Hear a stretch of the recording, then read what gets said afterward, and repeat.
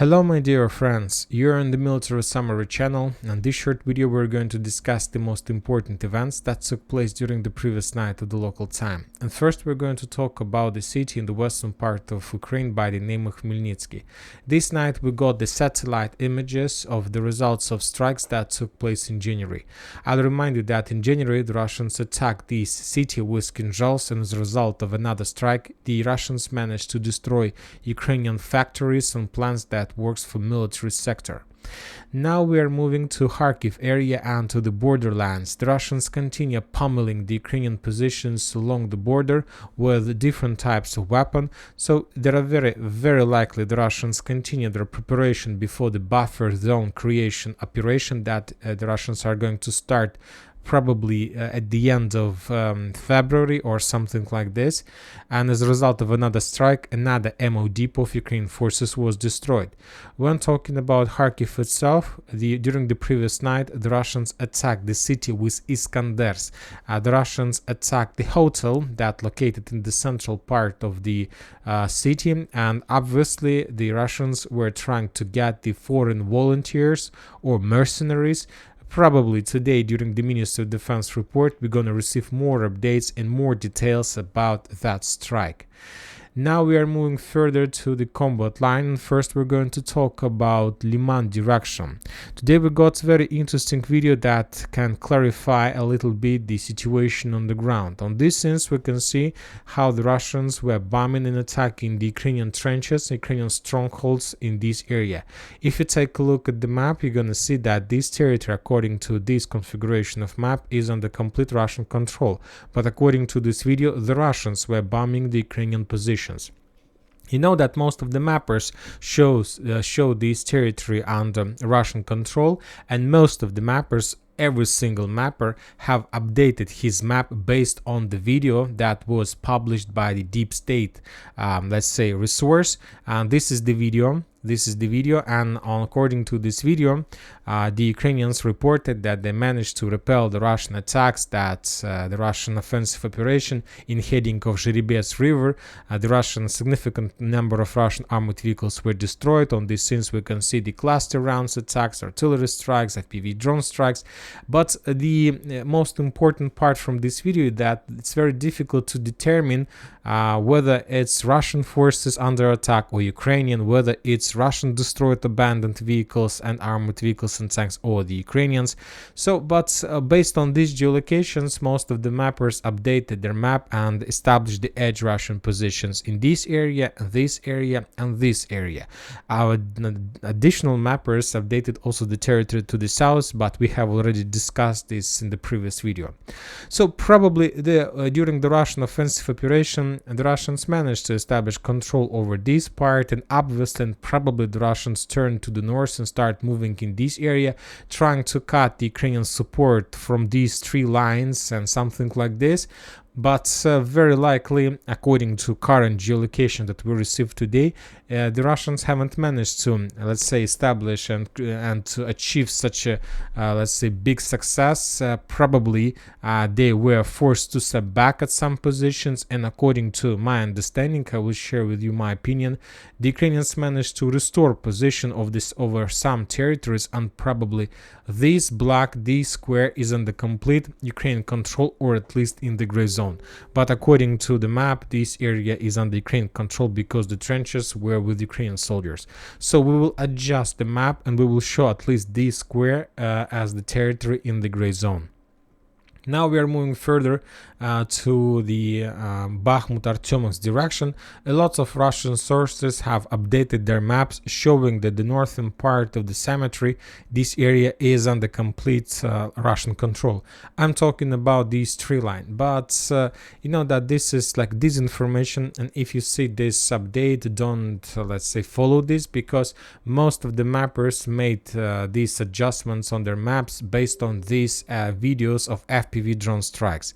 On this video, the Russian sources reported that these are Russian soldiers moving along the trenches, along the tree lines, along the cemetery, and something like this. But on this video we can see the Ukrainian soldiers moving from one side of the cemetery to another, and the Russian let's say FPV drones and FPV drone operators were bombing and attacking them. So according to the geolocations we have, the Russians don't have control over this part of the cemetery. The clashes and the storming process of Popovo forest and this territory is still ongoing. Now we are moving to Kostiantynivka. We got another explosion inside of the city. The Russians, using probably ballistic missile Iskander or let's say something else, attacked the city, and as a result of attack, another temporary position of Ukrainian forces was destroyed. Now we are moving to Avdiivka area. We have few interesting updates. The most important one is the video that was published by the Ukrainian sources. On this video we can see a significant number of Ukrainian soldiers who were moving from somewhere to somewhere, but the author of this video, the man who was making this video, he recorded also his voice behind the scene. He was saying that these are Ukrainian soldiers who are withdrawing their positions from Avdiivka. So this video once again is geolocated softly. It's not like the correct geolocations, but some process is going inside of Avdiivka, and maybe the Ukrainians start withdrawing their positions. Also we have some adjustments on map on the south of Novokalinovo. According to Syriac, this territory is under Ukraine control, and as I understand, he made his correction based on this video, when the Russians were bombing this territory with let's say artillery rounds, with cluster rounds, with SOS flamethrower systems. So based on these bombings, based on these mortar strikes, the mappers have updated their maps. So it's I believe it's fair. So we will adjust the map as well, because we have like correct geolocation showing the progress, or at least of Ukrainian forces, or at least the withdrawing process of the Russian forces.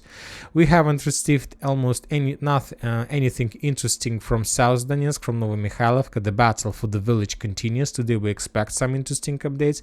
And now we are moving to Zaporizhzhia area. We have a very interesting geolocated video how the Russian soldiers were storming the Ukrainian trenches on the southern part. So the last defense belt in front of Robotyne itself. On this video we can see 3 Russian soldiers, stormtroopers, that entered the trenches, and they geolocated and coordinated Russian FPV drone operators. They pointed them the Ukrainian positions, Ukrainian, let's say, stronghold, and after that the Russian FPV drone operators start bombing and attacking this territory with these drones. And as a result of those attacks, the Ukrainian position was suppressed, and the Russians managed to enter these trenches. So very difficult to understand whether the Russians managed to dig in deeper, but obviously we have the right to adjust the map and to show this territory at least as the territory in the gray zone before more clarifications, let's say. And now we are moving to Kherson. The clashes in this area continues. The Russians, after a very short operational pause, renewed their offensive operation, their storming attempts to clear Krynky completely. On this video we can see how the Ukrainian FPV drone operators were bombing and attacking the Russian infantry. So for now the progress is too slow. The Russians can't enter the central part, and when they're doing this, when they're doing another attempt, they always lose some armored vehicles and tanks. And on this video we see another destroyed Russian tank as a result of another attempt to storm the central part of Krynky. Of course, during these attempts, the Russians try to destroy as many as possible boats that goes in Krynky or from Krynky, and they're pretty successful with these operations, with these attempts. During the day, a significant number of boats can be destroyed by the Russian forces. It's not like 1 or 2, probably tens of boats can be destroyed during another week of clashes on this direction. And that's it for the short video. Military Summary channel reminds to condemn any violence in the world. Thank you for watching. Subscribe to my channel, put your likes, join my Patreon, and have a good day. Bye bye.